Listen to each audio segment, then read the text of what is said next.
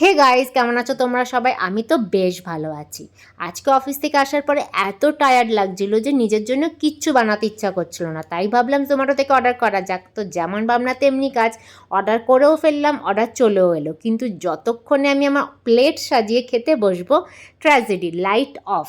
কিন্তু এই ট্র্যাজেডিটাকে আমি আমার নিজের এক্সাইটমেন্টে ফ্লিপ করে ফেললাম, নিজের জন্য ফটাফট ক্যান্ডেল লাইট সেট আপ বানিয়ে ফেললাম।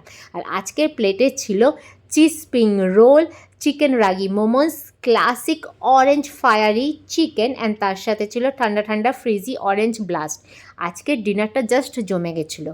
ছোটোবেলায় এরকম অনেক সময় হয়েছে যখন গরমকালে হ্যারিকেনের আলোয়, জেনারেটারের আলোয় আমরা খেয়েছি, কিন্তু দিল্লিতে এরকম অনেক দিন পর আমি মোমবাতির আলোতে খাচ্ছি।